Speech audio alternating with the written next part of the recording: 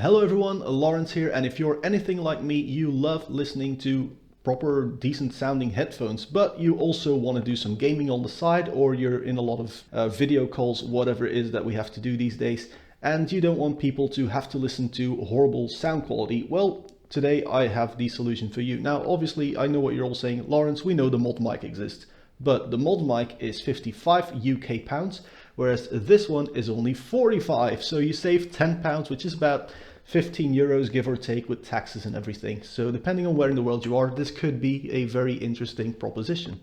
You're listening to it right now, but we'll get into more testing later on. But for those wondering, this is the Sahara Gaming Microphone 2, or the SD2420. It's a very catchy name, guys. Now, Sahara Gaming is of course not the only one in this business.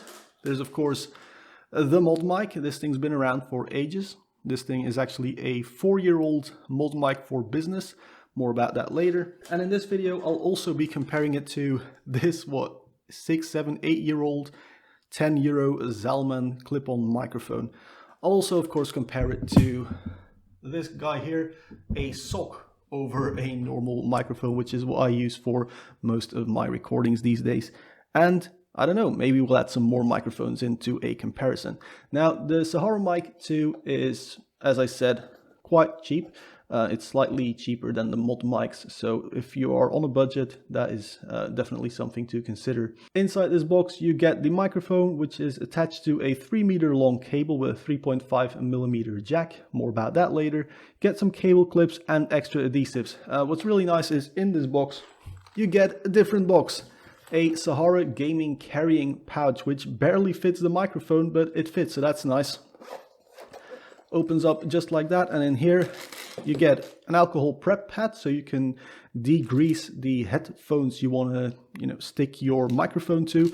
You also get 5 more sticky pads and some plastics to attach the cable, along with an additional point to actually connect your microphone to your headset. It's cool that you get 2 of these. So the way this works is you have your good headphones, you have your microphone. I already taped the plastic thing to the headset, or headset to be, and you just push it on, slight rotation, and it's stuck in place, and now you can adjust your microphone a little bit, but I recommend just keeping it straight. That's the way it should be anyway.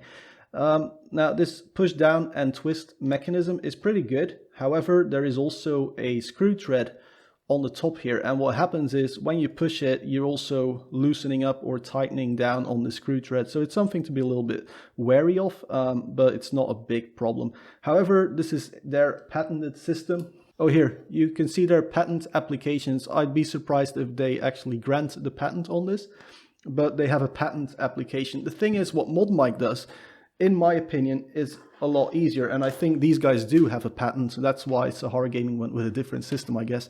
But ModMic just uses a magnet, so you can actually flip your headphone or your microphone up, rotate it to flip it down, and just pull it to detach. And I think this is a slightly more convenient system actually.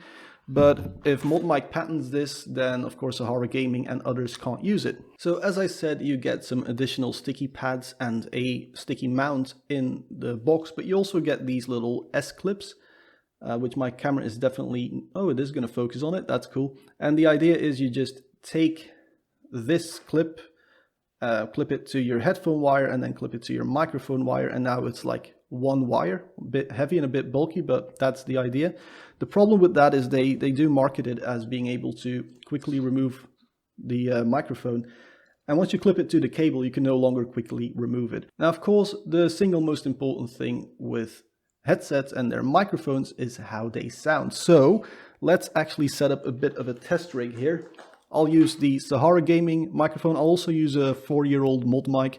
The reason this one is for business is because it came with an additional sound card, whereas the Sahara microphone doesn't, but we can just attach this one as well.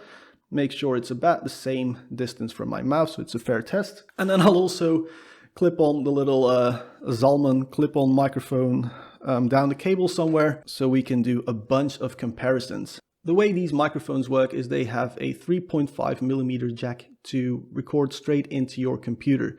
You can use the front ports if you have a desktop or the back of your computer. I would recommend using the back ports because you get less noise that way. However, the main thing that will limit your sound quality is actually your computer and your sound card that's built into your computer.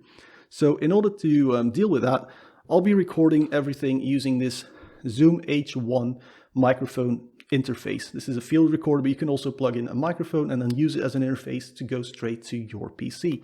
I'll use the gain on this Zoom microphone, so all the microphones are at -6 decibels when I'm at my loudest. One major thing to keep in mind is not every computer has a dedicated microphone cable and a dedicated headphone cable. So what I think Sahara should really do is include one of these boys. This is a €3 cable, although I paid €9 for it at the local computer shop because I'm not very patient. But this will split up a 4-pole connector like you have in your phone or in most laptops, and it will allow you to plug these in like so. I think I just did it the wrong way around, but you get the idea. This will allow you to run both your headphones and your microphone on a single port to your laptop, most likely. And I really think it's a shame that Sahara doesn't include a cheap little cable like this. Alright, you are now listening to the Sahara Gaming Microphone. Settings in Audacity is Windows Direct Sound over the Zoom H1N set to just over 7 on the gain, recording mono audio.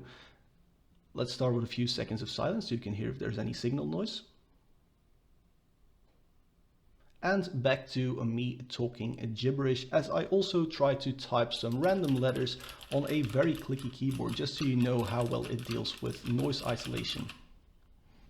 Alright, we're now using the AntLion ModMic. It needs a little bit more gain, just over 8 on this H1N. Again, a few seconds of silence. And back to me talking gibberish while also typing some random letters in the background on this keyboard. Alright, now for the Zalman microphone clipped to my headphone cable. This is by far the cheapest one in the list. It also requires just about the same amount of gain as the Sahara Gaming Microphone. A few seconds of silence. And we'll go back to talking gibberish while typing on this keyboard.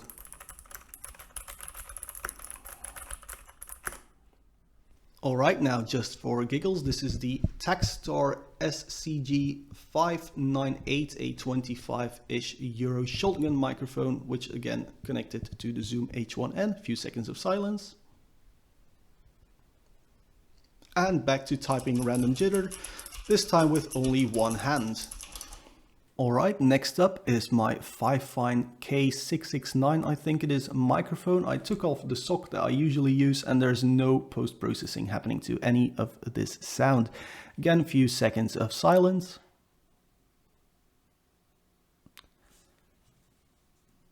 And now back to typing random junk.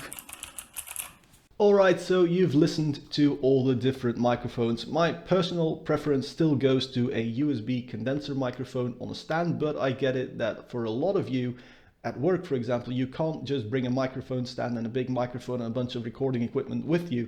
And so for those situations, a magnetic or a twist-on microphone like the Sahara Gaming Mic can be really good. Now, the ModMic sounds a little bit clearer than this Sahara Gaming microphone. However, this one is a much hotter input into your computer. And what that means is your PC will have to do less amplifying of the sound, which in the end probably will make this one sound slightly better than the ModMic, depending on which computer you're using, of course.